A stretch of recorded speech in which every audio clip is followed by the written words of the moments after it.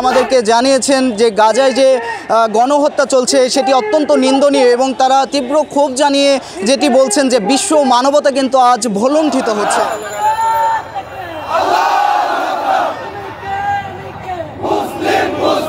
Israel ওই দেশটাকে ধ্বংস করছে, প্রত্যেকটা শহর তারা গুড়িয়ে দিচ্ছে, প্রত্যেকটা মানুষকে তারা হত্যা করছে। এমনকি আমরা দেখেছি যে রকেট দিয়ে মানুষকে চিহ্নিত করে তারা মারছে।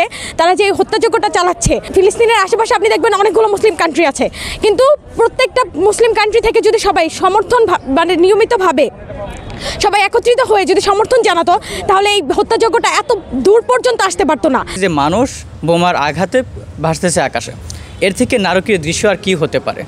এখানে বিশ্ব মানবতা কি কাজ করতেছে? আমরা বিশ্ব মুসলিম যারা আছে, আমি তাদেরকে আহ্বান করতে চাইব, এই যে নারকীয় হত্যাকাণ্ডগুলো চলতেছে এদের বিরুদ্ধে যেন কঠোর পদক্ষেপ গ্রহণ করা হয়। বিশ্ব সংস্থাগুলো এই বিষয়গুলোর একই অবস্থান দেখতেছি যে তারা শুধুমাত্র উপভোগ করতেছে, কিন্তু তারা যে এই নারকীয় হত্যাকাণ্ডগুলো হচ্ছে তাদের বিপক্ষে একটা কথা পর্যন্ত বলতেছে না। তো আমি তাদেরকে বলতে চাচ্ছি যে যদি আপনাদের সামান্যতম বিবেক থাকে এবং কি আপনারা চান যে মানুষের ভ্রাতৃত্ব বজায় থাকুক এবং কি মানুষ বাঁচতে শিখুক, তাহলে অবশ্যই আপনারা এই ফিলিস্তিনের পাশে দাঁড়িয়ে ইসরায়েলের গণহত্যাকে মানে কঠিনতম একটা জবাব দেওয়ার চেষ্টা করবে। গোটা পৃথিবীর বিবেক আজ মরে গেছে, লক্ষ লক্ষ মানুষকে নির্মমভাবে হত্যা করেছে।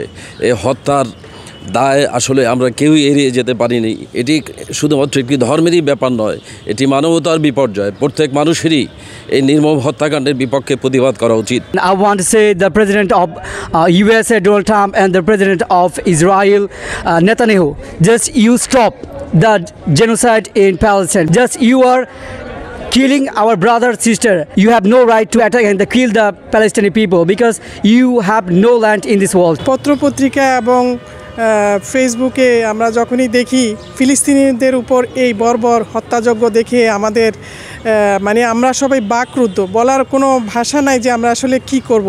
এখন আমাদের একটাই দাবি, পৃথিবীর সকল মুসলিম এক হও। আমরা বাংলাদেশিরা সবসময় ফিলিস্তিনের পক্ষে ছিলাম এবং এর পক্ষে আজীবন থেকে যাব।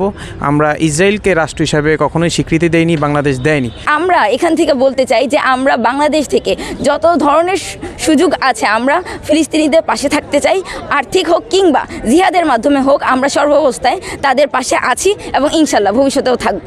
যারা মানবতার কথা বলে, শান্তির কথা বলে, আমাদেরকে মানবতার বুলি আওড়াইতো, শান্তির বুলি আওড়াইতো, আজকে তারাই সবচেয়ে বড় মানবতাহীন কাজ করছে গাজায়। আমি এর তীব্র নিন্দা জানাই। সেই সাথে সারা বিশ্বের যত মুসলমান আছে আপনাদের মাধ্যমে সবাইকে ঐক্যবদ্ধ হয়ে এই হামলার বিরুদ্ধে দাঁড়ানোর জন্য আহ্বান জানাই। বিশ্ব বিবেক আজকে ঘুমিয়ে গেছে, বিশ্ব বিবেককে জাগ্রত হওয়া উচিত। এর বিরুদ্ধে সবাই সম্মিলিতভাবে শক্ত এবং মজবুতভাবে প্রতিবাদ করা উচিত।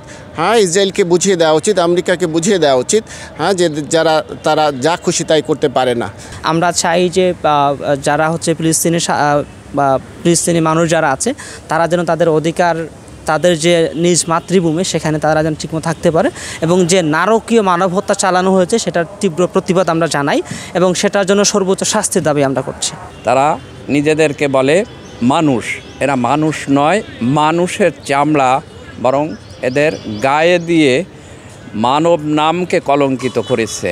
আমি দৃঢ়ভাবে বিশ্বাস করি সংঘবদ্ধভাবে সমগ্র বিশ্ব যদি এগিয়ে আসে তাহলে এই অন্যায় অত্যাচারের বিরুদ্ধে রুখে দাঁড়ানো সম্ভব হবে এবং এই অমানবিক নর পশুকে অবশ্যই পরাস্ত করা সম্ভব হবে।